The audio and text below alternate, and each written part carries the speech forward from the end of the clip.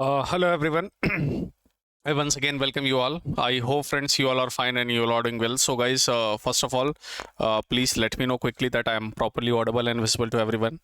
तो मैं उम्मीद करता हूँ मेरा ऑडियो एंड वीडियो क्लियर है। तो आज का सेशन फ्रेंड्स हम लोग स्टार्ट करते हैं और आज के सेशन में बात करेंगे हम लोग जो है वो प्रोडक्ट प्लानिंग की बात करेंगे। ठीक है, सो ये हम लोगों का रूरल मार्केटिंग के सब्जेक्ट का एक नया टॉपिक है जिसमें हम लोग जो है प्रोडक्ट प्लानिंग की बात करेंगे। ठीक है, तो चलिए फ्रेंड डिस्कशन स्टार्ट करते हैं। देखिए फ्रेंड्स, प्रोडक्ट का पहले मतलब क्या होता है, थोड़ा सा मैं इस चैप्टर की आपको आउटलाइन दे देता हूँ। What the points that we are going to discuss and what are the points that we are going to discuss. ठीक है, फिर हम लोग सेशन स्टार्ट करते हैं। देखिए फ्रेंड्स, इस सेशन में हम लोग प्रोडक्ट के बारे में समझेंगे, है ना। हम मार्केटिंग का सेशन पढ़ रहे हैं, मार्केटिंग का सब्जेक्ट पढ़ रहे हैं, तो हम लोग प्रोडक्ट की मार्केटिंग करते हैं ना, प्रोडक्ट को मार्केट करते हैं so that we can increase the profitability और रेवेन्यू ऑफ द कंपनी। ठीक है, तो ताकि हम कंपनी का रेवेन्यू और प्रॉफिट बढ़ा सकें।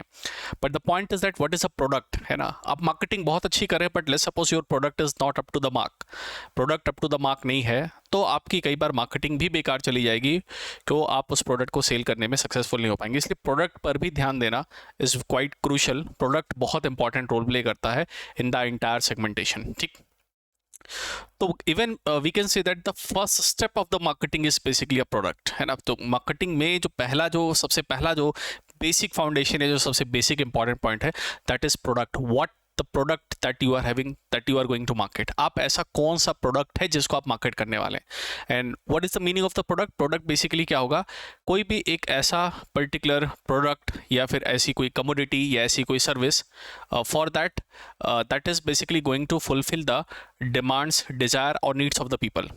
कोई भी ऐसी चीज़ जो लोगों की नीड्स, वांट्स या डिज़ायर, उनके लिए कोई वैल्यू ऐड करेंगी, उनको कुछ उनकी नीड्स फुलफिल करेंगी, उनके डिज़ायर फुलफिल करेंगी या उनके काम आएंगी, उसको हम प्रोडक्ट कहते हैं।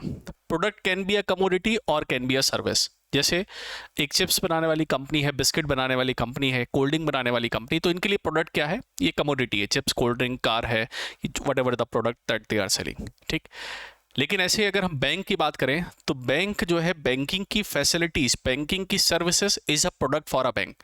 तो बैंक जो है सर्विस सेक्टर का पार्ट है, तो वो सर्विस को सेल कर रहा है, तो service is basically a product for the bank. एक इंश्योरेंस कंपनी है, वो आपको इंश्योरेंस पॉलिसी बेचती है, तो that insurance policy is basically a product for that insurance company. तो प्रोडक्ट बेसिकली क्या होता है, प्रोडक्ट एक ऐसी चीज़ है जिसको बेसिकली हम क्या करते हैं, सेल करते हैं और प्रोडक्ट देते हैं, और उससे जो कस्टमर है उसकी हम नीड्स, वांट्स और या डिज़ायर को फुलफिल करने के लिए काम करते हैं, वो उसके लिए कुछ वैल्यू ऐड करता है। And what ever the amount that they पे फॉर दैट प्रोडक्ट, वो जो भी उस प्रोडक्ट के लिए जो आपको वैल्यू देते हैं, that is basically known as a price, उसको हम कीमत कहते हैं। प्राइस क्या होता है वो हम आगे बात करेंगे, अभी हम बात करते हैं प्रोडक्ट पर अपने। देखिए, हमें पढ़ना है प्रोडक्ट की प्लानिंग या फिर एक प्रोडक्ट पर कैसे काम किया जाता है। तो इन जनरल में अगर आपसे बात करूं, let's suppose I want to basically make a biscuit, है ना। एक बिस्किट लेट्स सपोज मैं बनाना चाहता हूं, है ना। एक बिस्किट एक प्रोडक्ट है जिसको मैं बनाना चाहता हूँ, है ना। We all use to consume biscuit, है ना। तो बिस्किट मेरे को बनाना है। अब सवाल उठता है कि क्या मैं, एक तो तरीका हो सकता है कि मैं डायरेक्ट बिस्किट बनाना शुरू कर दूं, है ना। गया मार्केट से रॉ मटेरियल खरीद के लाया, है ना, आटा है, मैदा है, रिफाइंड ऑयल वगैरह, जो भी बेसिक चीज़ें चाहिए, इंग्रेडिएंट्स चाहिए, वो मैं ले आया, बिस्किट बनाना शुरू किया, बिस्किट बनाया और डायरेक्ट मार्केट में प्रोडक्ट बेचना शुरू कर दिया। एक तो तरीका ये हो सकता है। एक दूसरा तरीका क्या हो सकता है, जिसमें मैं एक अच्छे तरीके से, एक अच्छे प्रोफेशनल तरीके से मार्केट में पहले रिसर्च करूं, और फिर उसके बाद मैं कुछ स्टेप्स फॉलो करके फिर मैं अपना प्रोडक्ट बना के तैयार करूं। फिर मैं सोचूं क्या मेरे को प्रोडक्ट बनाना है।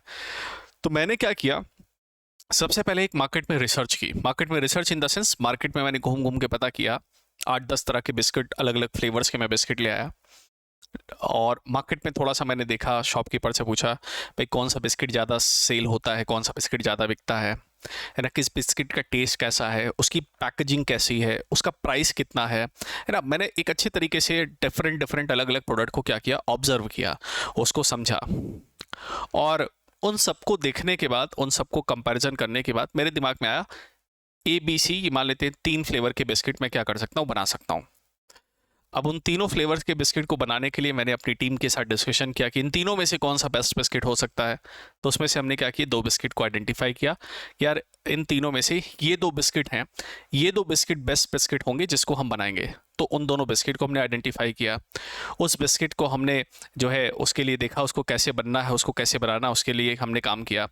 फिर हमने डेमो के तौर पर 2 बिस्किट बना के तैयार किए, मतलब कुछ बिस्किट सैंपल के तौर पर, प्रोटोटाइप के तौर पर बना के तैयार किए। फिर उन बिस्किट्स को हमने पूरी तरीके से अच्छे तरीके से टेस्ट किया, अच्छे तरीके से टेस्ट किया कि हाँ ये बिस्किट अच्छे तरीके से काम कर रहा है कि नहीं कर रहा, अच्छा टेस्ट आ रहा है जैसा हम चाहते हैं वैसा हो रहा है, वैसा टेस्ट आ रहा है कि नहीं आ रहा। फिर हमने उसकी कुछ सैम्पल कॉपी भी, आप कुछ लोगों को ट्रायल बेसिस पर अपने दे सकते हो, फैमिली मेम्बर्स को या अपने कुछ रिलेटिव्स को, कि आप बिस्कुट ये हमने बनाया है, ये बिस्किट हमने बनाया है, इसको आप टेस्ट करिए, बताइए ये कैसा है। ये सब करने के बाद सब लोगों को बिस्किट अच्छा लगा, सारी चीज़ें ओके है। अब हम प्रोडक्ट को प्रोडक्ट लाइन में डाल देंगे, मैन्युफैक्चरिंग में डाल देंगे। अब हम बिस्किट का प्रोडक्शन स्टार्ट करेंगे। अब हम 100, 200, 500, 1000 किलो जितना बिस्किट बनाना है अब हम उसको बनाएंगे।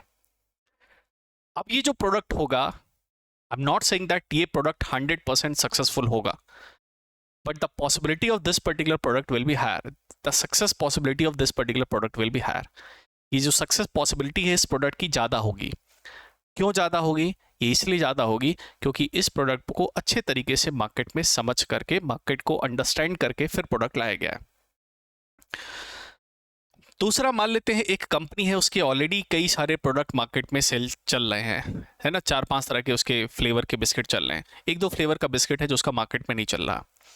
तो कंपनी को अपनी प्रॉफिटेबिलिटी मेंटेन करने के लिए वो जो बिस्किट है जो नहीं चल पा रहा किसी कारण से, या तो हम उसमें कुछ अपडेट करके ले आएँ, या फिर हम उसमें कुछ अपडेट करें या कुछ अपग्रेड करें फिर बिस्किट को ले आएँ, या फिर अगर अपग्रेड करने के बाद भी लगता है बिस्किट नहीं चल पाएगा, सो हम उस प्रोडक्ट लाइन को क्या कर सकते हैं, बंद कर सकते हैं। तो प्रोडक्ट लाइन का मतलब क्या होता है, the range of the products that you are basically selling within the market. आपके पास जो जो ऑप्शंस प्रोडक्ट के अवेलेबल हैं जिनको आप मार्केट में क्या कर रहे हैं, बेच रहे हैं। ठीक है, तो चलिए फ्रेंड्स सेशन स्टार्ट करते हैं और बात करते हैं प्रोडक्ट ये मार्केटिंग की बेसिकली होता क्या है और उससे रिलेटेड पॉइंट्स, और आपके अपकमिंग एग्जामिनेशंस में डेफिनेटली इस टॉपिक से जुड़े हुए क्वेश्चंस आपको देखने को मिल सकते हैं। ठीक है, तो चलिए सेशन स्टार्ट करते हैं। तो मैंने पॉइंट्स आपके लिए इंग्लिश हिंदी दोनों में जो है प्रिपेयर कर दिया है, so you can have the content in the bilingual form. So the point is what is the meaning of the product planning. Product planning क्या होती है? सबसे पहले अगर हम इसकी बात करें तो उत्पाद नियोजन, that is product planning is a firm that उत्पादन की जाने वाली वस्तु या उत्पाद के बारे में एक विस्तृत योजना बनाना है। दैट मीन्स उत्पादन कब किया जाना है, कितनी मात्रा में किया जाना है, उसका शेप क्या होगा, उसका साइज क्या होगा, उसका वेट क्या होगा, उसका ब्रांड क्या होगा, उसकी पैकेजिंग कैसी होगी। That means the product that we are going to prepare, उसके बारे में हमें जो सारी समझ है वो हम लोग यहाँ से उसको जो है पाते हैं और उसके बारे में हम अच्छे से चीज़ें क्या करते हैं, समझते हैं। ठीक है, यहाँ पर अगर हम देखें तो कुछ जो है डेफिनेशंस भी यहाँ पर हमारे पास अवेलेबल है। विलियम जे स्टैंटन के अकॉर्डिंग उत्पादन नियोजन फर्म के संपूर्ण विपणन का एक प्रारंभिक बिंदु है। So that means whatever the entire marketing that we are having, उसका जो फर्स्ट स्टेप है, उसका जो first and the foremost first and the important step है, वो आपको क्या देखने को मिलता है, ये आपको जो है प्रोडक्ट प्लानिंग जो है, ये बेसिकली मार्केटिंग का एक पहला एक इनिशियल पॉइंट है। इवन कार्लेट टिड्सन की अकॉर्डिंग इन्होंने क्या कहा है, नए उत्पादों के संबंध में उन पर रिसर्च करना, उनके बारे में समझना, उनका डेवलपमेंट है, उनका कमर्शलाइजेशन करना, उनकी प्रेजेंट कंडीशन मार्केट में चेक करना, उस पर मार्जिन कितना है, अगर प्रॉफिटेबल है so will sell that, otherwise उसको हम जो है प्रोडक्ट लाइन को बंद कर देंगे। तो इन सभी जो है प्रोसेसेस को आइडेंटिफाई करना ही बेसिकली क्या कहलाता है, प्रोडक्ट प्लानिंग कहलाता है। तो प्रोडक्ट प्लानिंग में हम बेसिकली क्या करते हैं, whatever the products that we are having, है ना, अगर हमारे पास existing कई सारे प्रोडक्ट्स हैं तो time to time you will have to update the product, you will have to upgrade the product।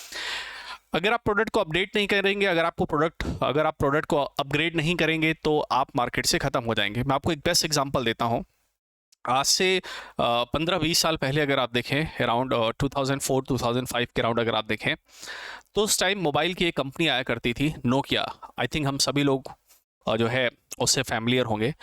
तो नोकिया उस समय मोबाइल का मतलब ही हुआ करता था Nokia, that means somebody if want to basically purchase a mobile so they go to the market and ask mobile, तो लोग मोबाइल नहीं बोलते थे, नोकिया नोकिया दे देना, नोकिया का फ़ोन दे देना या नोकिया दे देना, ठीक। तो उस समय नोकिया, सैमसंग या मोटोरोला ऐसी कुछ कंपनी अवेलेबल थी।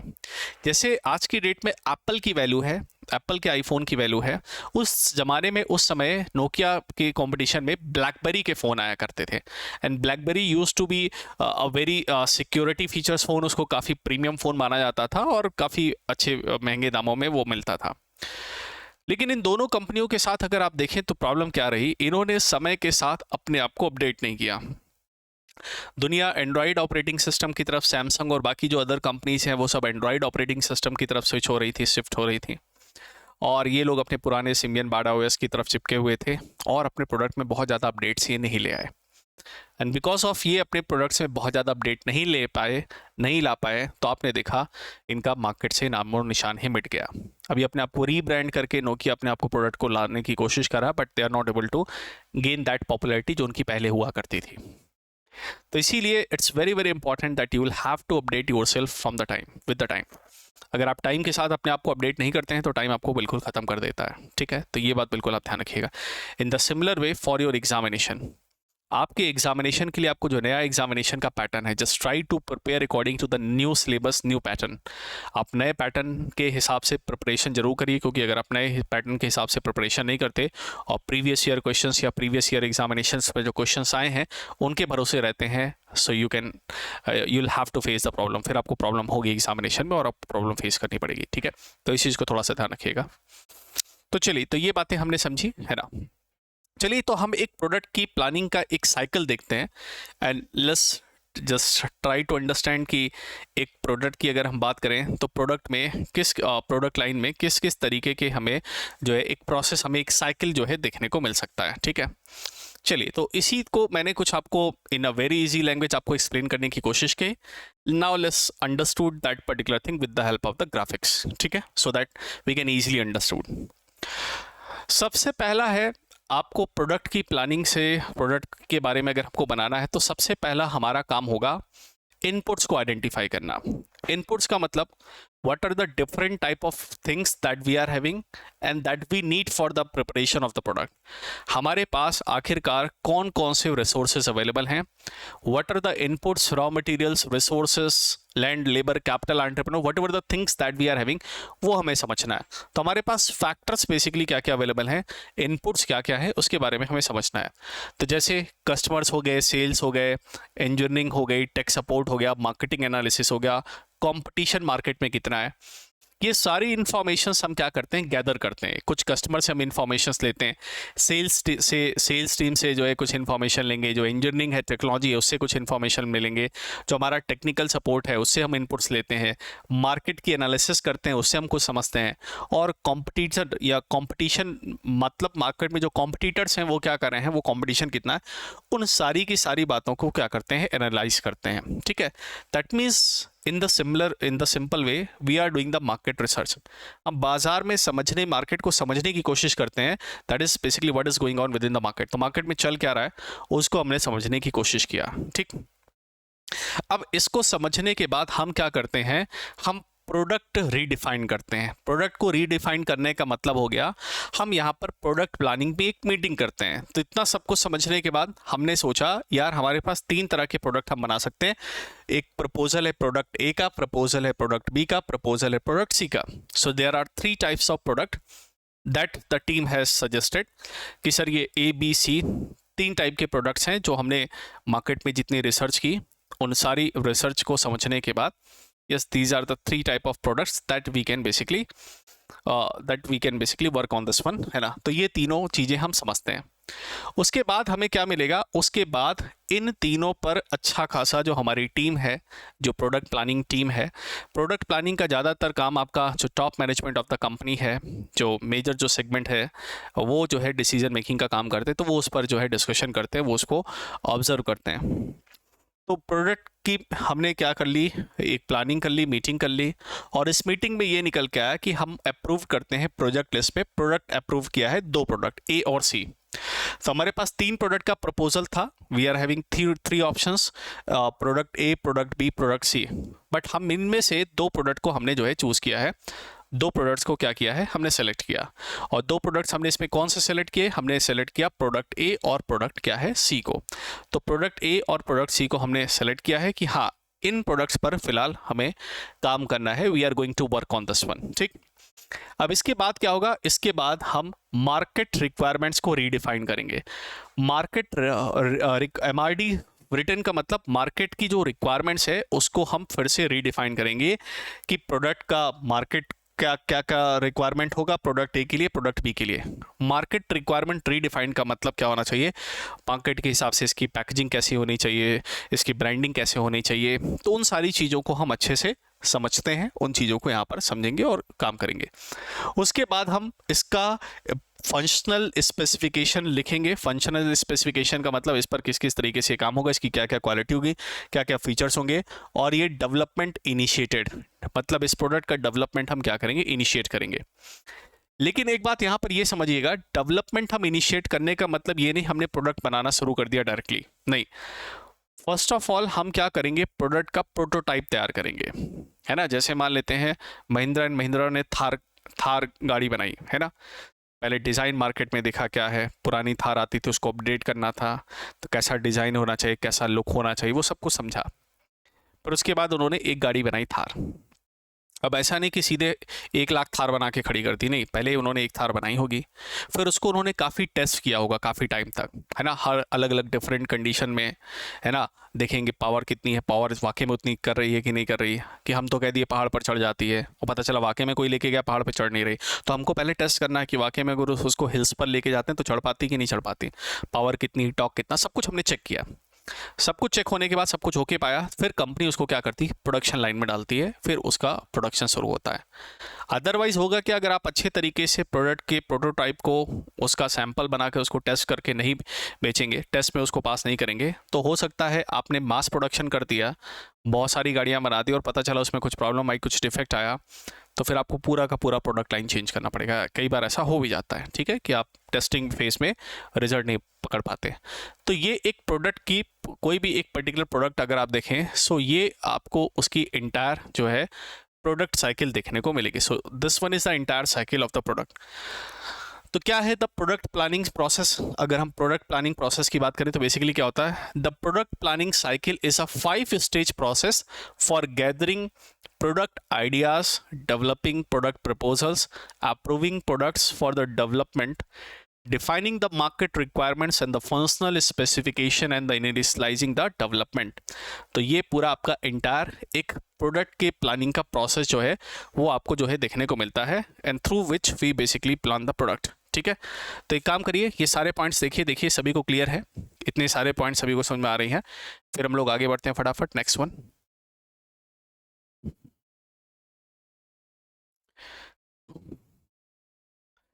देखिए फ्रेंड्स, सभी को क्लियर है।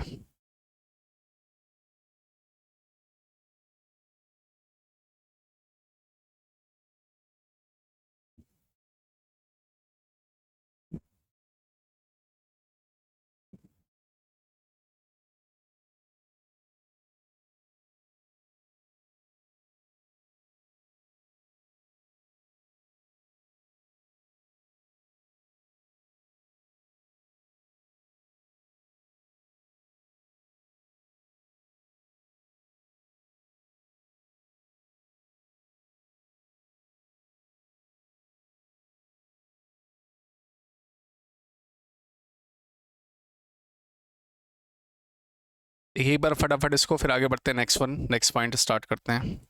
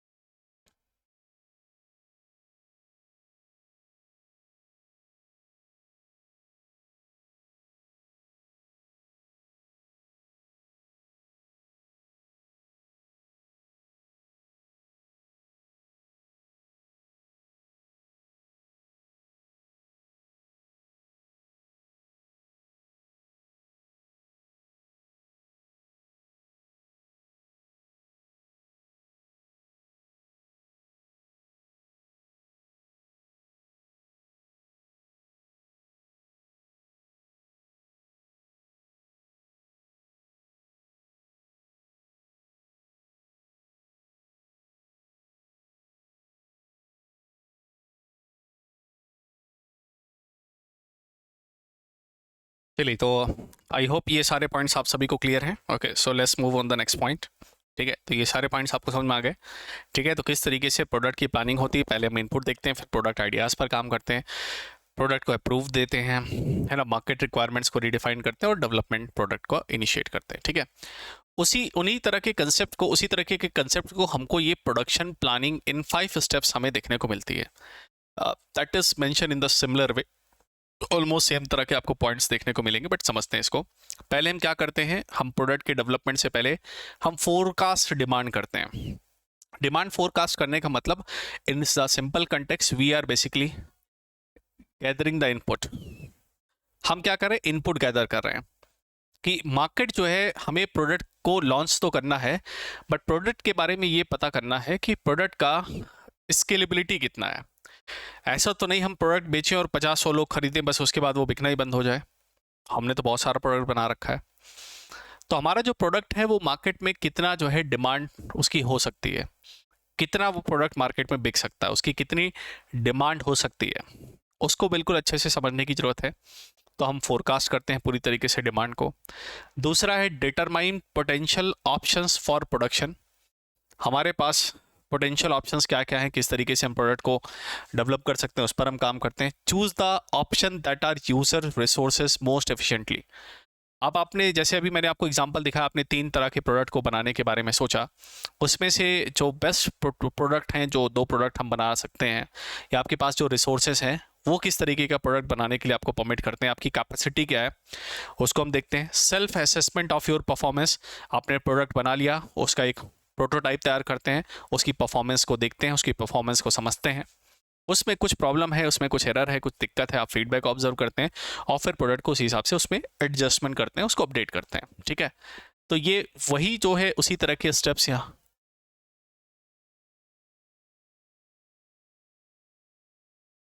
चलिए, तो उसी तरह के पॉइंट्स यहाँ पर आपको दिए हुए हैं, है ना, इनको बिल्कुल समझने की कोशिश करिए, है ना, वही सारे पॉइंट्स यहाँ पर हैं। देखिए, इसको ऑब्जर्व करिए, देखिए क्लियर इतना सभी को।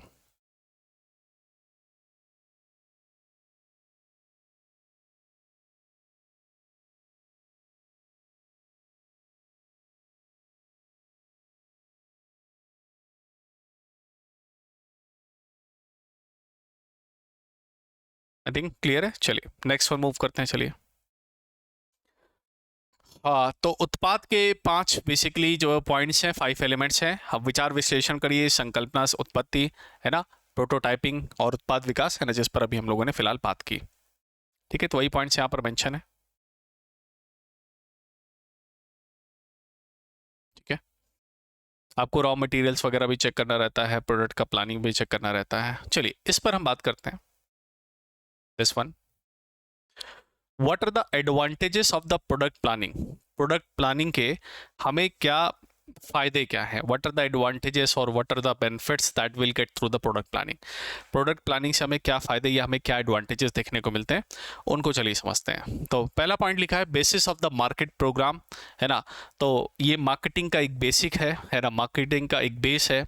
अगर आप अच्छे तरीके से प्रोडक्ट प्लान करके रखेंगे, अगर आपका अच्छा प्रोडक्ट होगा, वैल्यू फॉर मनी प्रोडक्ट होगा, प्रोडक्ट की क्वालिटी अच्छी होगी, प्रोडक्ट के फीचर्स हम अच्छे से समझेंगे, मार्केट में जो कॉम्पिटिटर्स हैं उनको हम अच्छे से समझेंगे, हमारे प्रोडक्ट में उनसे डिफरेंट क्या है उसको हम अच्छे से समझेंगे। So yes, we can explain our products. हम प्रोडक्ट को आराम से एक्सप्लेन कर सकते हैं, उसको समझा सकते हैं, and we can sell that product. ठीक है, उसके बाद सामाजिक उत्तरदायित्व को निभाना, शुडिंग shouldering social responsibility. Social responsibility का मतलब क्या हो गया, आपका प्रोडक्ट जो है एनवायरमेंटल फैक्टर पर optimum utilisation of the resources है, लोगों की डिमांड, लोगों की नीड को फुलफिल करना चाहिए, है ना, तो उस एस्पेक्ट पर भी आपको सही तरीके से काम करना है। Increase in profit capacity of the enterprise. जब आप अच्छे तरीके से प्रोडक्ट की प्लानिंग करते हैं तो आपका रेवेन्यू इंक्रीज करता है, आपकी प्रॉफिटेबिलिटी कंपनी की बढ़ाने में आपको हेल्प करेगा। Optimum utilisation of the enterprise resources, optimum utilisation of the resources हमें देखने को मिलेगा। और इंक्रीज इन मैनेजरियल कैपेसिटी, और आपकी जो मैनेजमेंट कैपेसिटी है वो इनको उसको इंक्रीज करेगा, because you know how to utilise your resources in efficient way. आप एफिशिएंटली किस तरीके से अपने रिसोर्सेज को यूटिलाइज करेंगे, उनका ऑप्टिमम यूटिलाइजेशन कैसे करेंगे, वो बहुत इंपॉर्टेंट एस्पेक्ट है और उस पर आप बिल्कुल पूरी तरह से काम कर पाएंगे। तो यस, ये हमें कुछ फीचर्स आपको देखने को मिलते हैं जो कि प्रोडक्ट प्लानिंग के हमें देखने को मिले। ठीक है। और इन्हीं पॉइंट्स को हम यहाँ पर एलिमेंट्स के कंटेक्स्ट में समझ सकते हैं, in the almost in the similar point हमें देखने को मिलेंगे एलिमेंट्स ऑफ प्रोडक्ट प्लानिंग, है ना। तो अगर हम इन जनरलाइज कंटेक्स्ट में अगर कहें what are the different type of elements that we are having within the product planning, तो सर्च ऑफ अ प्रोडक्ट को हम सर्च करेंगे, डेवलपमेंट एंड कमर्शलाइजेशन, है ना, उसको डेवलपमेंट करेंगे, उसका कमर्शलाइजेशन करेंगे। चेंज इन प्रोडक्ट लाइन का मैंने आपको मतलब बताया। जैसे टाटा मोटर्स की कई सारी गाड़ियाँ आती हैं, है ना, टाटा नेक्सॉन आप देख रहे हैं, है ना, टाटा की टियागो हो गई, है ना, टाटा सफारी हो गई, टाटा हैरियर हो गई, ऐसी कई गाड़ियाँ हैं इसकी। टाटा मोटर्स की नैनो कार भी आती थी, लेकिन टाटा मोटर्स की नैनो कार उतनी ज़्यादा मार्केट में नहीं चली, है ना, उतना ज़्यादा अच्छे तरीके से मार्केट में नहीं बिकी या नहीं चली, है ना। तो उसके बाद टाटा ने क्या किया, क्या उसको बेचने पर लॉस हो रहा था तो क्या कंपनी को उसको कंटिन्यू करना चाहिए था? नहीं, कंपनी ने उसको उस प्रोडक्ट लाइन को बंद कर दिया। तो कई बार आपको क्या करना पड़ता है, आपकी कई सारे प्रोडक्ट आपकी प्रोडक्ट लाइन में, एक कंपनी के पास प्रोडक्ट लाइन कई सारी होती है और उसमें सभी के सभी प्रोडक्ट कंपनी के लिए बिल्कुल पूरी तरीके से प्रॉफिटेबल हों, या सभी के सभी प्रोडक्ट कंपनी के लिए बहुत अच्छा रेवेन्यू जनरेट करके दे रहे हों, सभी अच्छा पैसा कमा के दे रहे हों, ऐसा जरूरी नहीं है। तो ऐसे केस में आपको ये आइडेंटिफाई करना रहता है कि कौन सा आपका प्रोडक्ट लाइन ऐसा है जो कि आपको प्रॉफिट नहीं जनरेट कर पा रहा है, कुछ भी रीज़न हो सकता है।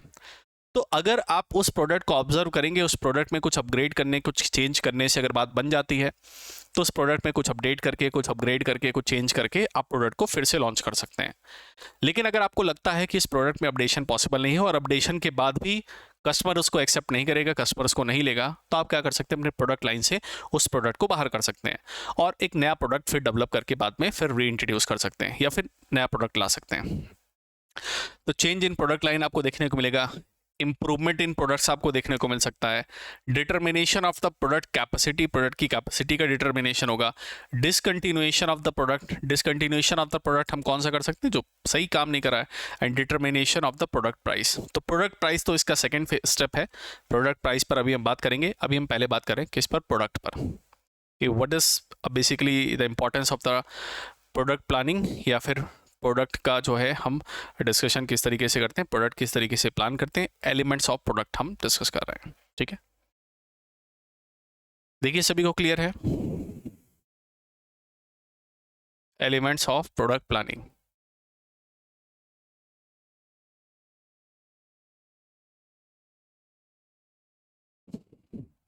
चलिए, जब आपको ये सारी बात समझ में आ रही है तो यहाँ पर प्रोडक्ट प्लानिंग एंड कंट्रोल का एक पूरा सेगमेंट दिया हुआ है। ठीक है, कि प्रोडक्ट प्लानिंग और उसमें क्या हम कंट्रोल में बेनिफिट्स हमें देखने को मिल सकते हैं।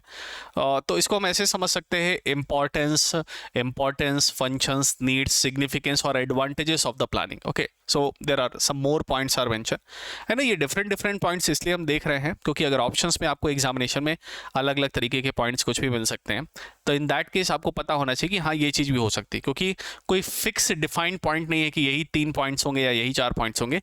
आपको एक बार अंडरस्टैंडिंग आपकी डेवलप हो जाए कि बेसिकली प्रोडक्ट प्लानिंग का मतलब क्या होता है और इसमें किस तरीके की हमें चीज़ें देखने को मिलती हैं। जैसे सबसे पहला पॉइंट देखने को मिले, यूटिलाइज द रिसोर्सेज एफिशिएंटली। तो सबसे बड़ा फायदा ये है, whatever the resources that we are having, we are going to efficiently utilise those resources. हमारे पास जो भी रिसोर्सेज हैं उनका हम क्या करें, एफिशिएंट यूटिलाइजेशन करें, बेहतरीन तरीके से उपयोग करें। So that benefit that we are having. ठीक, उसके बाद हमें देखने को मिलता है, max flow of production steady slow and steady win the race. Slow and steady win the race का मतलब क्या हो रहा है, आपको कंटिन्यूअस परफॉर्मेंस देना, आपको कंसिस्टेंट रहना है। और आपके लिए भी यही है कि आपको एग्जामिनेशन की अगर अच्छे तरीके से प्रिपरेशन करके फाइनल सिलेक्शन लेना है, so you will have to be consistent for your exam, है ना। तो आपको अपने एग्जाम के लिए कंसिस्टेंट परफॉर्मेंस देना पड़ेगा, आपको रेगुलर पढ़ना पड़ेगा। कोई ज़रूरी नहीं आप 15 घंटे पढ़िए और 20 घंटे पढ़िए या 10 घंटे पढ़िए, ऐसा नहीं है। आप 6 घंटे पढ़ रहे हैं, but just try to be regular, है ना। तो आप थोड़ा सा कंसिस्टेंट रहिए, रेगुलर रहिए। निरंतरता जो है बहुत इंपॉर्टेंट है। अगर आप रेगुलर 6 घंटे पढ़ रहे हैं और अगले 2-3 महीने, 4 महीने, जब तक आपके पेपर्स नहीं होते, जब तक आपका फाइनल सिलेक्शन नहीं होता, आप पढ़ते रहते हैं, तो आपका सिलेक्शन जरूर होगा, कोई नहीं रोक सकता आपका सिलेक्शन। लेकिन अगर आप ऐसा करते हैं कि कभी 10 घंटे पढ़ लिया, कभी 2 घंटे पढ़ लिया, कभी कुछ नहीं पढ़ा, कभी IPL देखने में बिजी हो गए, फिर दिक्कत है। In that case will have the problem. फिर दिक्कत है। तो कंसिस्टेंसी यहाँ पर इंपॉर्टेंट है। तो जब आप प्रोडक्ट को प्रॉपर रिसर्च करके, प्रॉपर अच्छे से समझ करके, सारी डिटेलिंग करके आप अपने प्रोडक्ट को लाते हैं, तो प्रोडक्ट का फ्लो बहुत अच्छा बना रहता है। वो प्रोडक्ट जो है अच्छे तरीके से मार्केट में फ्लो करता है और एक कंसिस्टेंटली कंपनी के लिए रेवेन्यू भी जनरेट करता है। एस्टिमेट प्रोडक्शन रिसोर्सेज, आप प्रोडक्ट के जो रिसोर्सेज हैं आपके पास उसको अच्छे से एस्टिमेट करते हैं, इनपुट प्लान करते हैं, ठीक। मेंटेन्स नेसेसरी स्टॉक लेवल, ये एक बहुत अच्छा पॉइंट लिखा हुआ चौथा, तो अभी हमने बात नहीं की। आपको हमेशा स्टॉक लेवल अच्छा मेंटेन करना है। स्टॉक लेवल का मतलब क्या हुआ, प्रोडक्ट की इन्वेंट्री आपके पास अच्छी होनी चाहिए। इन्वेंट्री का मतलब देखिए, मैंने आपको बताया था बाजार के अंदर दो इंपॉर्टेंट चीजें होती हैं, डिमांड और सप्लाई। डिमांड सप्लाई में कभी भी मिसमैच हुआ मार्केट फेल होगा। आपने प्रोडक्ट बनाया, उसकी डिमांड नहीं है, प्रोडक्ट फेल। प्रोडक्ट की डिमांड है, आप सप्लाई नहीं कर पाए, तब भी प्रोडक्ट फेल। तो ये बहुत इंपॉर्टेंट एस्पेक्ट होता है। तो इसका मतलब क्या हुआ कि प्रोडक्ट के आपके पास स्टॉक अवेलेबिलिटी अच्छी होनी चाहिए। मार्केट में चिप्स की डिमांड है, मैंने चिप्स बनाया, चिप्स लोगों को बहुत अच्छा लगा, लेकिन मेरे पास चिप्स का बैकअप है ही नहीं, स्टॉक है ही नहीं, मेरे पास इन्वेंट्री है ही नहीं, माल मेरे पास है ही नहीं बचा हुआ। लोग डिमांड किए जा रहे हैं, मैं दे ही नहीं पा रहा हूँ, तो लोग कह हटाओ यार इनका चिप्स, चलो किसी और का ले लेते जिसका मार्केट में अवेलेबल है। तो आपको अपनी प्रोडक्ट की जो इन्वेंट्री है, जो स्टॉक है, वो स्टॉक अच्छे से आपको मेंटेन करना है ना। स्टॉक में ऐसा नहीं है कि बहुत ज़्यादा माल आप भर लें, बहुत ज़्यादा आप स्टॉक कर लें, या बहुत कम रहे, नहीं, इतना हो कि आपका जो स्टॉक क्लियरेंस है विद इन 2 to 3 months या 1 month, depends on which type of product that you are having, आपका स्टॉक क्लियर होता रहे। तो स्टॉक क्लियरेंस बहुत जरूरी है टाइम टू टाइम। तो मेंटेन्स नेसेसरी स्टॉक लेवल्स है ना, तो स्टॉक लेवल अच्छे तरीके से मेंटेन करता है। कोऑर्डिनेट्स डिपार्टमेंटल एक्टिविटीज़, आपके जो डिफरेंट डिपार्टमेंट्स हैं उनके बीच में एक अच्छी अंडरस्टैंडिंग डेवलप होती है, एक अच्छा कोऑर्डिनेशन होता है। और जब हम बात करते हैं एफिशिएंट यूटिलाइजेशन ऑफ रिसोर्सेज की, कि आपके रिसोर्सेज को एफिशिएंटली यूटिलाइज किया जाए, उस समय कंपनीज के कोऑर्डिनेशन को बहुत इंपॉर्टेंट रोल प्ले दिया जाता है। कोऑर्डिनेशन जितना होगा डिपार्टमेंट्स के बीच में, उतने अच्छे तरीके से कंपनी फ्लॉरिश करेगी, कंपनी बढ़ेगी, कंपनी की ग्रोथ होगी।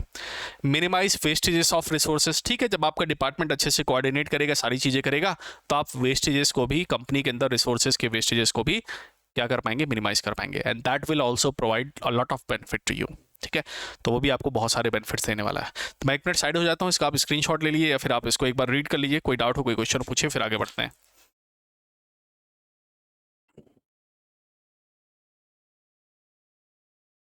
ठीक है, देख लीजिए फटाफट सभी लोग इसको।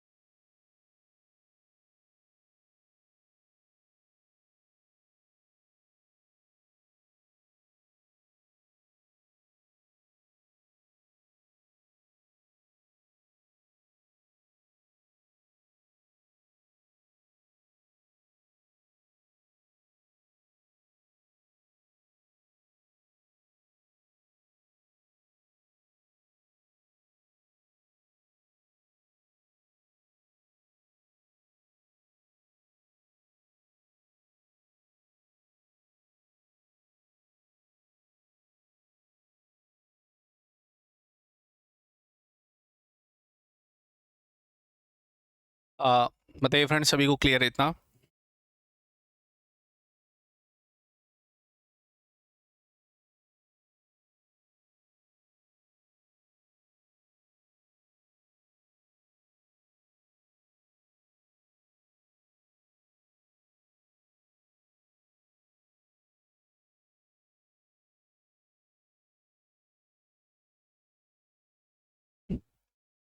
चलिए, तो आई थिंक ये सारे पॉइंट्स भी क्लियर हैं। ठीक है, चलिए इसमें कुछ और पॉइंट्स हम लोग ऐड करते हैं। चलिए नेक्स्ट वन देखते हैं। Improves labour efficiency. Labour efficiency और रिसोर्सेज का एफिशिएंट यूटिलाइजेशन इज इक्वल, है ना। तो लेबर अच्छे से यूज़ करेंगे, हेल्प टू फेस कंपटीशन, आपको कंपटीशन में अच्छे से बने रहने के लिए it will help. Provides better work environment, एक अच्छा इन्वायरमेंट मिलेगा। Facilitates quality improvement, quality improvement में आपको हेल्प करता है। कस्टमर सेटिस्फैक्शन अच्छे से बढ़ाएगा और रिड्यूस करेगा production cost. Overall production cost में भी आपको हेल्प करेगा। जब आप प्रोडक्ट का रिसोर्सेज का एफिशिएंट यूटिलाइजेशन करते हैं अच्छे तरीके से अपने रिसोर्सेज को यूज़ करते हैं, तो ऑटोमेटिकली वो आपकी जो ओवरऑल प्रोडक्शन कॉस्ट है उसमें आपको कमी देखने को मिल जाती है। तो प्रोडक्शन कॉस्ट को अप कब करने में एक्चुअल क्या हो पाते हैं, सक्सेसफुल हो पाते हैं, तो वो काम आप बेसिकली एफिशिएंटली जो है कर पाते हैं। ठीक है,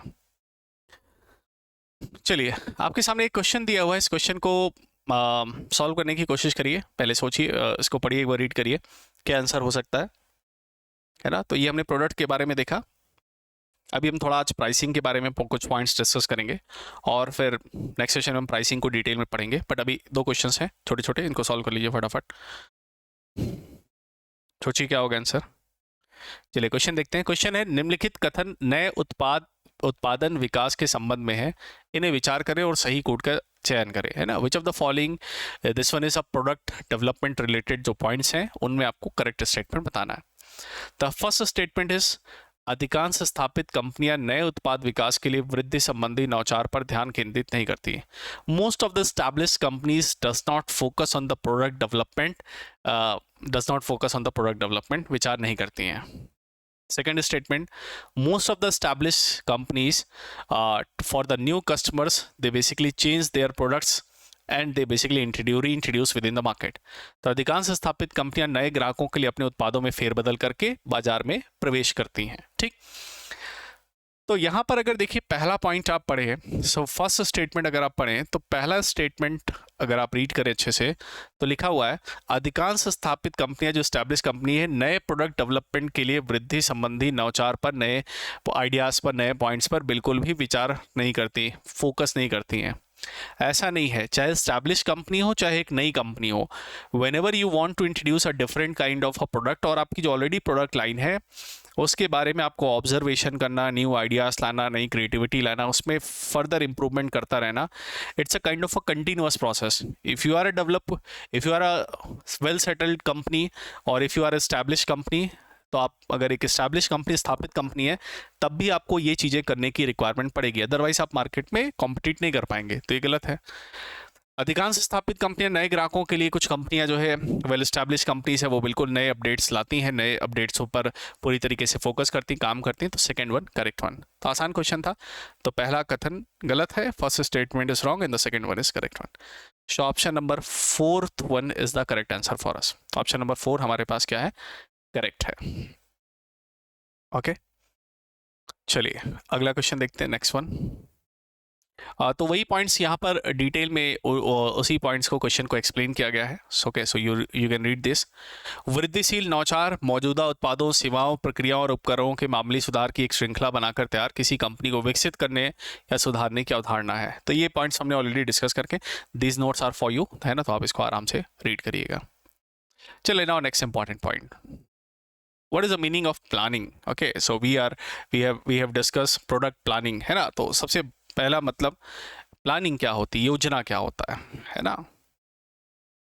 planning is basically kind of a way through which we basically utilise our resources efficiently. Planning एक ऐसा तरीका होता है जिसमें हम रिसोर्सेज को क्या करते हैं, एफिशिएंटली यूटिलाइज करने के लिए बेसिकली काम करते हुए आपको देखने को मिलते हैं। तो वो हम बिल्कुल जो है क्या करते हैं, फोकस करते हैं यहाँ पर, वो ऐसा हम करते हुए आपको देखने को मिलते हैं, है ना। क्वेश्चन है, प्लानिंग से आप क्या समझते हैं। चलिए अटेम्प्ट करते हैं इस क्वेश्चन को।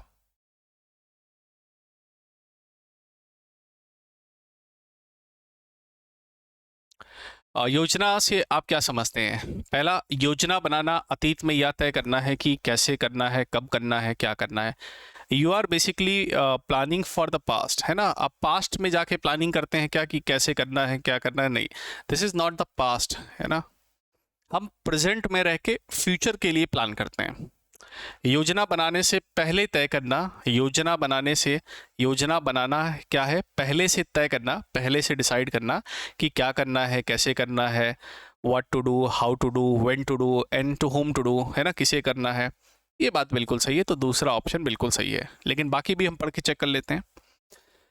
योजना बनाना भविष्य में तय करना है कि क्या करना है, फ्यूचर में जाके तय करना। मैं 2 साल आगे जाके योजना बनाऊंगा क्या, नहीं, मैं योजना अभी बनाऊंगा प्रेजेंट में, आगे के लिए, तो भविष्य में नहीं है, है ना। ये योजना हम अभी बनाते, प्लानिंग हम अभी बनाते फॉर द फ्यूचर। योजना बनाना बाद में तय करना है, बाद में नहीं, अभी तय करना है। Okay, so we are planning for today. और एक अच्छी प्लानिंग, एक अच्छी स्ट्रैटेजी, एक अच्छी प्लानिंग ही सक्सेस के लिए बहुत इंपॉर्टेंट होती है। मैं आपको एक सिंपल से एग्जांपल देता हूँ। लेट्स सपोज मैंने प्लान किया, लेट्स सपोज कि मेरे को लद्दाख घूमने जाना है। ठीक है, लद्दाख घूमने जाना है ना। अब लद्दाख मेरे को घूमने जाना है, एक तो तरीका है कि मैंने झोला पैक किया, अपना बैग पैक किया और निकल गया लद्दाख के लिए। फ्लाइट ली और आराम से चला गया वहाँ पर और घूम रहा हूँ इधर उधर। और पता चला वहाँ ज़्यादा पैसे खर्च हो गए, कोई प्लानिंग नहीं थी, कोई अच्छे तरीके से स्ट्रैटेजी नहीं थी, पैसा ज़्यादा खर्च हो गया, पता चला वापस आने के लिए पैसा ही नहीं। एक तो ये तरीका हो सकता है। दूसरा तरीका क्या हो सकता है, मैंने 2 4 5 दिन लद्दाख जाने के लिए अच्छे से प्लान प्रिपेयर किया कि यार लद्दाख जाएंगे तो इतने पैसे, इतना बजट मेरा, इतने पैसे खर्च करने हैं, इस तरीके के होटल्स में रुकेंगे, है ना, यहाँ यहाँ घूमने जाएंगे, तो लद्दाख में कौन कौन सी प्लेसेस घूमने वाली हैं वो सब हमने आइडेंटिफाई की, उन सब के बारे में अच्छे से समझा। देन आफ्टर दैट फिर क्या हुआ, फिर हम लोग जो है लद्दाख के लिए गए। तो जब आप प्लानिंग करके जाते हैं तो आपके टूर के सक्सेस होने के चांसेस ज़्यादा हैं, बजाय आप रैंडम प्लान करके जाते हैं। तो रैंडम थोड़ा सा क्रेजी लगेगा लेकिन उसमें दिक्कतें होती हैं। In the similar way when you are preparing for the examination, तो आपको क्या करना है, अपने एग्जाम के लिए अच्छे से आप अपना प्लान प्रिपेयर करिए। और दूसरे का प्लान कभी आपके लिए काम नहीं करेगा। जैसे मैं अगर कोई आपको प्लान बना के दे दूं, क्या पढ़ना है, कैसे पढ़ना है, किस किस टाइम पर पढ़ना है, कब आप उठ के पढ़ोगे, कौन सा सब्जेक्ट कितना टाइम देना है, तो मेरा बनाया हुआ प्लान आप सभी लोगों के लिए काम करेगा ऐसा बिल्कुल नहीं। हाँ, कुछ लोगों के लिए काम कर सकता है but not for everyone. Why? Because you all are having different strength and weaknesses. सभी की अपनी अलग अलग जो है स्ट्रेंथ है, वीकनेसेस है। कोई किसी सब्जेक्ट में वीक होगा, कोई किसी सब्जेक्ट में स्ट्रांग होगा। तो आपकी अपनी स्ट्रेंथ एंड वीकनेसेस है। कोई दिन में पढ़ना पसंद करता है, कोई रात में पढ़ना पसंद करता है, कोई सुबह उठ के पढ़ना पसंद करता है। तो सबकी अपनी अपनी सेपरेट टाइमिंग्स हैं। तो कोई 2 घंटे पढ़ता है, उसका काम हो जाता है, उसको काफ़ी चीज़ समझ में आती है। कोई 4 घंटे इन्वेस्ट करता है, तब उसको उतना समझ में आता है। सो दैट मीन्स आपकी एफिशिएंसी, आपकी कैपेसिटी, आपकी स्ट्रेंथ, आपकी वीकनेसेस, आपका एनवायरनमेंट, आपका time schedule, each and everything is different. So what is the best way, सबसे अच्छा तरीका क्या है कि आप अपना प्लान खुद बनाइए। आप अपना प्लान बनाइए कि what are the next 2 months, जबकि आपके एग्जामिनेशन का जब कभी भी टाइम हो, 1.5 मंथ या अगले 1 1.5 2 महीने में आपको करना क्या क्या है। आपने बहुत सारे सब्जेक्ट्स पढ़ लिए हैं, उन सब्जेक्ट्स का आपको कैसे रिवीजन करना है, कितना टाइम आपको रिवीजन में इन्वेस्ट करना है, किस तरीके से आपको प्रैक्टिस करनी है, ये सारी चीज़ें आपकी प्लान होनी चाहिए। अगर आपके पास प्लानिंग नहीं है, you are doing random preparation, आप ऐसी तैयारी कर रहे हैं कि चलो कोई भी बुक हाथ लगे बस उसके क्वेश्चन सॉल्व करना शुरू कर दिया, या कोई भी सब्जेक्ट उठा के पढ़ लिया, कोई भी वीडियो उठा के देखने लगे। यूट्यूब पे हज़ारों वीडियोस पड़ी हुई हैं, आपने कोई भी वीडियो रैंडम उठा के हर एक सब्जेक्ट की 10 10 तरह की वीडियो देख रहे हैं, कोई फ़ायदा नहीं। 10 किताबें खरीद ली हैं, कोई फ़ायदा नहीं। 10 किताबें पढ़ने से अच्छा एक किताब को 10 बार पढ़ें। 10 वीडियोस अच्छे से 10 वीडियोस देखने से अच्छा एक वीडियो को 10 बार देखें। तो वो जो कंटेंट है वो आपको बेस्ट मिलेगा, वो आपको बेस्ट मिलेगा। कोई भी फैकल्टी, कोई भी टीचर या कोई भी बुक, खराब कंटेंट किसी में नहीं होता। सबका content up to the mark होता है, ठीक है। But the point is that आपको किसका पढ़ाया हुआ समझ में आता है, आपको कौन सी बुक से ज़्यादा बातें समझ में आती हैं, ये इंपॉर्टेंट रोल प्ले करता है। तो बुक्स ख़राब नहीं होती, हम और आप उसको सही से गैदर नहीं करते, इसीलिए वो हमको ख़राब लगती हैं। कोई टीचर ख़राब नहीं होता, सभी टीचर्स अच्छा पढ़ाते हैं। But the point is that कि हमको किसका समझ में आ रहा है वो इंपॉर्टेंट है, ठीक है। तो किसी को किसी का पढ़ाया समझ में आता है, किसी किसी पढ़ाया समझ में आता है, ठीक है। सो ये पॉइंट्स ध्यान रखना, आपको अच्छे तरीके से प्लानिंग करनी है। If you plan in the better way तो आपके सक्सेस होने के चांसेस ज़्यादा रहेंगे। तो आज शाम को फ्री होइएगा, तो जब कभी ये वीडियो देखिए आप शाम को फ्री होइए, तो अपनी प्लानिंग जरूर करिए कि जब कभी भी आपके एग्ज़ाम है, 1 2 महीने में, 6 महीने में, 1 साल में, जो भी आपका टारगेट है उसके लिए आप अच्छे से प्लान करिए। अगर आपके पास प्लानिंग नहीं है so it can create problem, है ना। तो अच्छे से प्लानिंग करिए। चलिए, अब हमारे पास प्रोडक्ट की प्लानिंग हो गई, so we are moving towards the next topic. थोड़ा सा मैं आज इसको इंट्रोड्यूस कर देता हूँ। Will have the detail discussion on the next session, है ना। नेक्स्ट सेशन में हम इस पर डिटेल डिस्कशन अपना करेंगे। तो अभी फ़िलहाल प्रोडक्ट के बारे में हमने समझ लिया, प्रोडक्ट प्लानिंग हमने समझ लिया, और अब हम डिस्कशन करते हैं अपना प्रोडक्ट प्लानिंग के बाद। एलिमेंट्स वगैरह हमने देख लिया, हमने कुछ क्वेश्चंस भी 1 2 देख लिए इसमें, ठीक है। चलिए, अब हम बात करते हैं प्रोडक्ट के प्राइसिंग की। प्रोडक्ट के प्लानिंग के बाद प्रोडक्ट की प्राइसिंग जो है, that is the next thing, that is very very important, है ना। प्रोडक्ट तो बना दिया, प्रोडक्ट बना दिया, प्रोडक्ट के लिए सब कुछ प्लान कर लिया। नाउ द पॉइंट इज बेचा कितने में जाए, सेम थिंग, कितने में बेचा जाए। क्योंकि एक ह्यूमन टेंडेंसी होती है, एक नॉर्मल कंज्यूमर का बिहेवियर होता है, उपभोक्ता का एक नॉर्मल नेचर होता है कि जब वो प्रोडक्ट खरीदता है तो सबसे पहले उसके दिमाग में क्वालिटी तो बात की बात है, सबसे पहले उसके दिमाग में आता है भाई प्रोडक्ट कितने का है, प्रोडक्ट का प्राइस कितना है।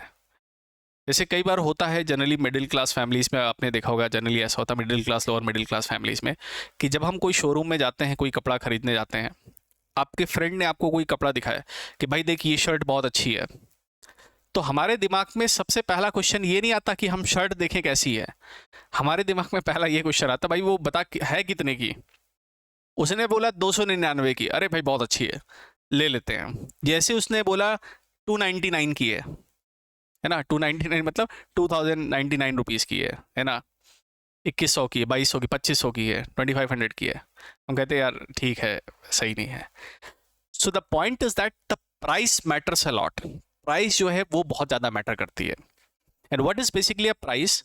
कोई कंज्यूमर किसी प्रोडक्ट के बिहाफ पर या किसी प्रोडक्ट या किसी सर्विस के बिहाफ पर जो वैल्यू देता है उसको हम प्राइस कहते हैं। जो वो पे करता है, जो वो वैल्यू देता है। एक चीज़ हमेशा ध्यान रखिएगा, हर चीज़ की एक प्राइस होती है, हर चीज़ की एक कीमत होती है। एंड द कीमत means the price doesn't means only the monetary value. Price किसी भी कंटेक्स्ट में हो सकता है। आपने अपने दोस्त की हेल्प की है ना, तो आपके दिमाग में कहीं ना कहीं एक बार रहता है कि यार अगर मेरे को कभी दिक्कत हुई तो मेरा फ्रेंड भी मेरे को हेल्प करेगा। तो मतलब आपने अपने फ्रेंड की हेल्प की, अब उसका वो प्राइस पे करेगा, उसकी वो कीमत अदा करेगा कब? जब आपको हेल्प की जरूरत पड़ेगी तब वो आपको हेल्प कर देगा। तो आपने उसको कुछ हेल्प किया था, उसने आपको हेल्प किया। तो प्राइस ऐसा नहीं है कि प्राइस केवल मनी के कंटेक्स्ट में होता है। कहते हैं ना जिंदगी में हर चीज़ की कीमत होती है, nothing is free in this world, you will have to pay each and everything. कुछ लोग पैसे खर्च करते हैं, कुछ अपना टाइम खर्च करते हैं, है ना, तो टाइम की भी वैल्यू होती है। कुछ लोग पैसे खर्च करते हैं, कुछ टाइम खर्च करते हैं, तो बहुत इंपॉर्टेंट है। तो price is going to play the very crucial role. अब देखिए, अब आपको इतने इतने देर तक या फिर इतने जो हमने 4-5 सेशंस पढ़े हैं मार्केटिंग के, इतना आपको समझ में आ गया होगा कि अगर मैं आपसे कहूँ आप इस प्रोडक्ट को कितने में बेचेंगे, कितने दाम पर बेचेंगे। जैसे हमने अभी चिप्स का पैकेट या एक बिस्किट का पैकेट बनाया, तो उस बिस्किट के पैकेट को उसको हम किस प्राइस पर बेचें वो आप कैसे डिसाइड करेंगे? तो आप मेरे को बता सकते हैं कि आप वो कैसे बेचेंगे, आप किस प्राइस पर उसको बेचेंगे। तो क्या तरीका हो गया? फिर वही 2 तरीके। एक तो हो गया कि बस सीधे मन किया 200 रुपये का बेचना, 200 रुपये का बेचना शुरू कर दिया। और दूसरा तरीका क्या है? मार्केट में रिसर्च किया कि उसी तरीके के बिस्किट्स जो पहले हमने रिसर्च कर रखी वही हमारे काम आएगी, कि मार्केट में उसी तरह के बिस्किट्स हैं, वो किस प्राइस पर बिक रहे हैं, है ना, कितना उसमें मार्जिन रहता है, वो आपको समझना बहुत ज़रूरी है, किस प्राइस पर उसको बेचा जा रहा है। मान लेते हैं मैंने 110 रुपये का बिस्किट बनाया, 100 रुपये का बिस्किट बनाया, जो मेरा जो है मैन्युफैक्चरिंग कॉस्ट है या उसको प्रोड्यूस करने की प्रोडक्शन कॉस्ट है, उसको बनाने की कीमत है, जिसमें वेरिएबल कॉस्ट, फिक्स कॉस्ट, दोनों तरह की कीमतें शामिल हैं। अब उसके बाद जो है मैंने उसको 110 रुपये में होलसेलर को दे दिया। प्रोडक्ट पर एमआरपी लिखा हुआ 110 रुपये, 110 रुपये में होलसेलर को दे दिया। तो होलसेलर कहेगा साहब 100 रुपये का सामान आपने मेरे को 110 रुपये में दे दिया, आप तो कमा लिए 10 रुपये, मैं कहाँ से कमाऊंगा? आपने तो मेरा मार्जिन ही इसमें नहीं छोड़ा। तब आपको क्या करना पड़ेगा भाई, 100 रुपये का प्रोडक्ट है, आप उस पर 150 रुपये एमआरपी लिखते हैं। आप अपने होलसेलर से लेते हैं 120 रुपये, तो 20 रुपये आपने कमा लिए। होलसेलर वही रिटेलर को चिपकाता है 130 का, तो 10 रुपये होलसेलर कमा लिया। फिर वही रिटेलर आपको जो है 130 का प्रोडक्ट 135 में देता है, 5 रुपये वो कमा लिया, और बाकी 15 रुपये आपको छूट दिखा देता है। तो इसका मतलब pricing is going to play a very crucial role. Price जो है वो बहुत क्रूशियल रोल प्ले करता है। प्राइस पर डिटेल में डिस्कशन होगा। प्राइस एक लंबा टॉपिक आपका एक सेशन में, मतलब आज हम इंट्रोडक्शन कर ले रहे हैं, कल के सेशन में हम इसको कंप्लीट कर पाएंगे। तो समझते हैं पहले। देखिए, प्राइस एक ऐसी चीज़ होती है जो कि प्रोडक्ट में, मार्केट में सबसे जो पहला जो कंसेप्ट या जो सबसे पहला पॉइंट कस्टमर के, कंज्यूमर के माइंड में आता है वो प्राइस है। और वो प्राइस में हमेशा वैल्यू फॉर मनी खोजता है। If 2 products are having the same price, दो प्रोडक्ट के सेम नाम है, सेम प्राइस है, लेकिन उसमें वैल्यू किसकी ज़्यादा है वो आइडेंटिफाई करता है। ठीक। कई बार कंपनीज अलग अलग प्राइसिंग स्ट्रैटेजी बनाकर मार्केट को हैंडल करती है, मार्केट में कस्टमर को एक्वायर करती है। जैसे मैं आपको एक एग्जांपल बताता हूँ। जैसे एक स्ट्रैटेजी होती है, आगे हम डिस्कस करेंगे, penetration pricing strategy. Penetration pricing strategy में क्या होता है कि हम अपने किसी नए प्रोडक्ट को जब मार्केट में लॉन्च करते हैं तो हम एक बहुत बड़ा डिस्काउंट या हैवी डिस्काउंट या एक इंट्रोडक्टरी ऑफर लॉन्च करते हैं, है ना। और उस केस में हम प्रोडक्ट, हमारा एक क्वालिटी प्रोडक्ट हम सस्ते दाम में उसको देने की कोशिश करते हैं, सो दैट हम कस्टमर बहुत सारे एक्वायर कर सकें। और ऐसा ही किया था जियो ने 2013-14 के अगर अराउंड देखें, जब जियो ने अपना रिलायंस ने अपना जियो प्रोडक्ट लॉन्च किया, तो रिलायंस ने शुरुआत में प्रोडक्ट को फ्री दिया, है ना, क्योंकि उसको मार्केट में, बाजार में अपनी पहुंच बनानी थी, मार्केट में पकड़ बनानी थी। तो मार्केट में पकड़ बनाने के लिए उसने पेनिट्रेशन प्राइसिंग का सहारा लिया और मार्केट में पूरा एंटर करके पूरी तरीके से ऑलमोस्ट मार्केट में अच्छे कस्टमर की पकड़ बना ली। और जब एक बार उसकी कस्टमर, एक बार कंपनी सेटल हो गई मार्केट के अंदर, फिर उसने फटाफट पैसे वसूलना शुरू कर दिए। तो 399, 799 आप पैसा दे रहे हो। एक और तरीका होता है, इसी तरीके से अगर आप देखिए, अभी आज की डेट में हम जियो सिनेमा पर टाटा आईपीएल फ्री में देख रहे हैं, लेकिन आपको पता है अगला जो जियो सिनेमा पर टाटा आईपीएल होगा, मतलब जो है आएगा, जो नेक्स्ट ईयर है ना, वो आपको फ्री नहीं देखने को मिलेगा, क्योंकि अब जियो सिनेमा पर भी सब्सक्रिप्शन मॉडल आने वाला है। अब आप जियो सिनेमा को भी सब्सक्राइब करेंगे तभी वो भी चलेगा। अब फ्री वाला काम खत्म। तो पहले तो फ्री में दिया, आराम से 2 महीने बहुत सारा क्राउड जो आईपीएल देख रहा है, सब लोगों ने मैचेस देखे, ऐड देखा। अब वो टाइम है मोटा भाई को पैसे बनाने का। तो इसका मतलब वो प्राइस पर खेल रहे हैं। इसी तरीके से अगर आप देखिए, एक और मैं आपको एग्जांपल दूं, कई बार आपने नोटिस किया होगा, जब आप किसी शोरूम, किसी दुकान के सामने से गुजर रहे हैं, तो दुकान के सामने मान लेते एक प्राइस लिखा हुआ कि शर्ट 99 रुपीज़ ओनली। अब हमारे दिमाग में आता है यार 99 रुपये की शर्ट है, तो मेरे को खरीदना नहीं, लेकिन मैंने कहा चल यार देख लेते हैं, 99 रुपीज़ की शर्ट है। और दुकान के अंदर गए, हमने बोला कि वो यार 99 वाली शर्ट दिखाना, तो उसने आपको 2-3 शर्टें दिखा दी कि सर ये 99 की है, अच्छा ये है, ये है।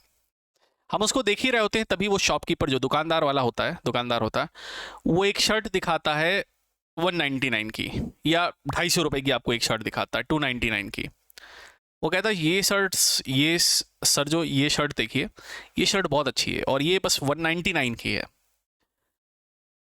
और वो थोड़ी सी बुराई करेगा 99 वाले की, सर वो 99 वाली जो शर्ट है ना, वो 99 की है तो सर, लेकिन उसका कपड़ा बहुत बेकार है, उसकी फैब्रिक की क्वालिटी बहुत ख़राब है, आप इसको मत खरीदिए। आप ये देखिए 299 वाली, आप ये देखिए 499 वाली, आप ये देखिए 199 वाली।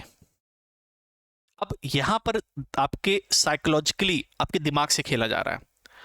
उसने आपको बाहर ऐड कौन सा दिखाया है, 99 वाला, 99 रुपीज़ वाला, या आपको दिखाया है 50% फ्लैट ऑफ, या 80% ऑफ, 70% फ्लैट ऑफ आपको दिखाया, और आपको उसने अपने शोरूम के अंदर खींच लिया। अब आप जब शोरूम के अंदर पहुंचे तो पता चला जो डिस्काउंटेड प्रोडक्ट हैं वो सिलेक्टेड हैं, वो 4-5-10 आर्टिकल्स हैं, उन्हीं पर केवल डिस्काउंट मिला, बाकी पूरे शोरूम के जो आइटम्स हैं उन पर कोई डिस्काउंट नहीं है, या बहुत कम डिस्काउंट है। और ह्यूमन टेंडेंसी ऐसी होती है कि कहते हैं ना, आप इम्पल्स बाइंग करते हैं कई बार। इम्पल्स बाइंग का मतलब, मेरे को खरीदना नहीं था, लेकिन मैं घुस गया शोरूम के अंदर और मेरे को लगा यार 299 का तो चलो छोड़ो, 299 का ले लेते हैं। तो आप घुसे थे 99 की वजह से, लेकिन आप सामान लेके निकले 299 का। ये होती है प्राइसिंग स्ट्रैटेजी। देखिए प्राइसिंग कितना क्रूशियल रोल प्ले करता है।